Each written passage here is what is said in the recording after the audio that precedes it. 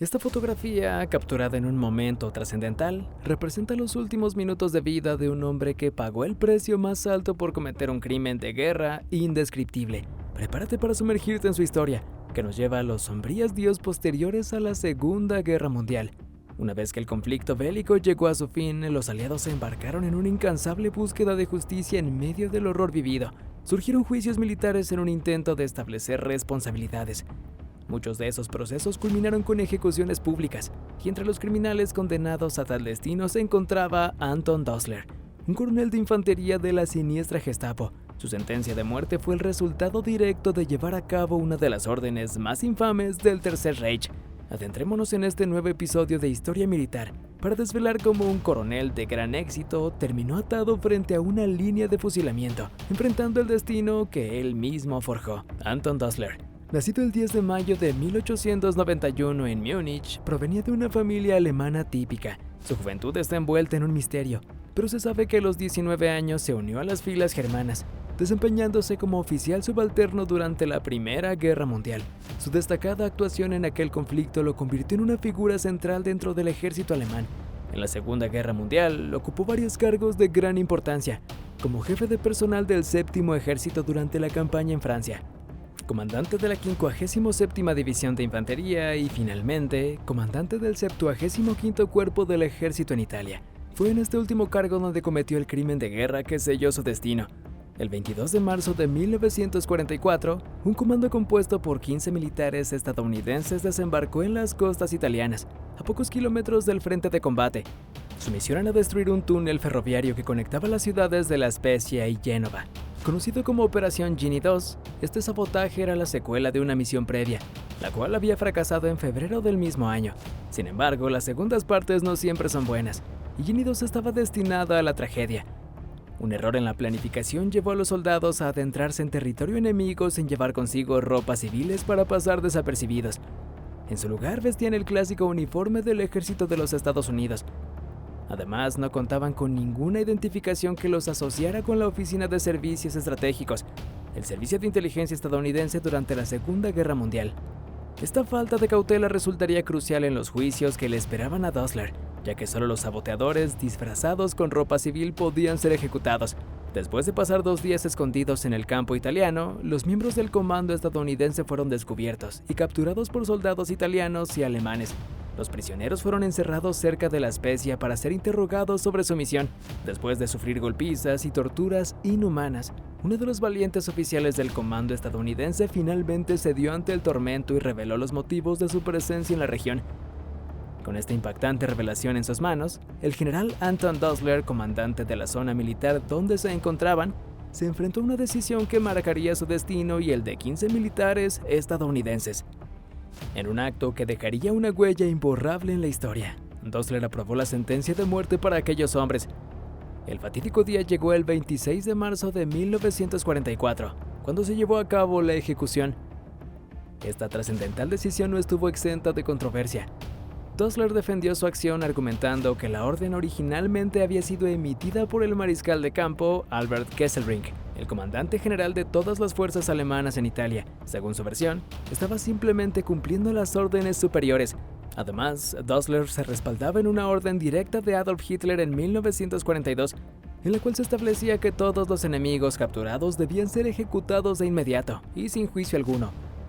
Las justificaciones de Dosler, aunque apelaban a la jerarquía militar y a las órdenes superiores, no fueron suficientes para aplacar la indignación y el debate que rodearon su decisión. Muchos cuestionaron la moralidad y la legalidad de su acción, argumentando que los prisioneros de guerra merecían ser tratados de acuerdo con los principios y las normas internacionales. La comunidad internacional condenaba rotundamente las ejecuciones sumarias y sin juicio, considerándolas una violación flagrante de los derechos humanos y de los convenios internacionales. En medio de la tormenta de controversia, Dosler se encontró en una encrucijada moral. Debía obedecer ciegamente las órdenes, incluso si iban en contra de su propia conciencia y de los principios fundamentales de la humanidad. ¿Era justificable sacrificar la vida de 15 hombres en aras de la lealtad a una ideología opresiva? Las respuestas a estas preguntas fueron abordadas durante los juicios posteriores y las investigaciones que surgieron al final de la guerra. El caso de Anton Dosler se convirtió en un ejemplo emblemático de la responsabilidad individual en medio de una maquinaria de guerra despiadada. Aunque Dosler intentó eludir la culpa apelando a las órdenes superiores, se le consideró personalmente responsable por su participación directa en la ejecución de los prisioneros de guerra. El encargado de llevar a cabo la ejecución era el coronel Almers, de la 135ª Brigada. Sin embargo, Almers mostró su incomodidad con la orden y se puso en contacto con Dosler para retrasar su cumplimiento. En respuesta, Dosler envió un telegrama ordenándole a su subordinado que llevara a cabo la orden de inmediato o enfrentaría un tribunal militar por desobediencia. Almers hizo 2 intentos más por detener la ejecución, incluso realizando llamadas telefónicas. El coronel sabía que el asesinato de prisioneros de guerra uniformados era una clara violación de la Convención de Ginebra de 1929. Sin embargo, sus súplicas no tuvieron éxito, y los 15 soldados estadounidenses fueron ejecutados el 26 de marzo de 1944 en Punta Bianca, al sur de La Spezia.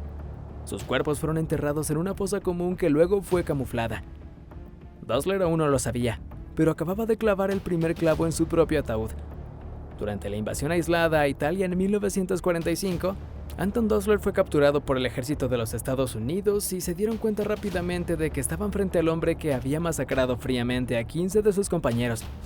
El militar fue procesado por crímenes de guerra. El juicio se llevó a cabo el 8 de octubre de 1945 en el Palacio Real de Caserta, sede del Comando Supremo Aliado. En el primer juicio, Dosler fue acusado de llevar a cabo una orden ilegal. En su defensa argumentó que él no había dado personalmente la orden, sino que se la habían transmitido al coronel Almers. Sin embargo, este argumento resultó poco convincente. Los intentos de Almers por detener la ejecución fueron suficientes para demostrar que Dosler era plenamente consciente de que estaba cometiendo un crimen al ejecutar a los prisioneros. La vestimenta de los soldados estadounidenses se convirtió en un factor decisivo en la condena. Según el Convenio de La Haya firmado en 1907, es legal ejecutar a espías y saboteadores disfrazados con ropa civil o uniformes enemigos. Sin embargo, no se permite ejecutar a prisioneros capturados vistiendo sus uniformes correspondientes. Este era el caso de los 15 comandos que operaban en La Spezia, ya que todos ellos llevaban el uniforme oficial que los distinguía de los espías y los identificaba como prisioneros de guerra. Por lo tanto, debían ser mantenidos con vida, sin importar las órdenes recibidas. La comisión militar rechazó la petición de clemencia de Dosler, declarando que una violación de la Convención de Ginebra no podía tomarse a la ligera. En la sentencia, el tribunal dejó en claro que ningún soldado, y mucho menos un comandante general, puede considerar legítima la ejecución sumaria de prisioneros de guerra como represalia. Después de una larga deliberación, Dosler fue declarado culpable de crímenes de guerra y condenado a muerte, la misma pena que él mismo había impuesto a los 15 soldados estadounidenses. El 1 de diciembre de 1945, minutos antes de las 8 de la mañana, Anton Dosler fue escoltado desde su celda hasta el poste de fusilamiento. El coronel vestía su uniforme militar, apropiado para una ejecución por crímenes de guerra.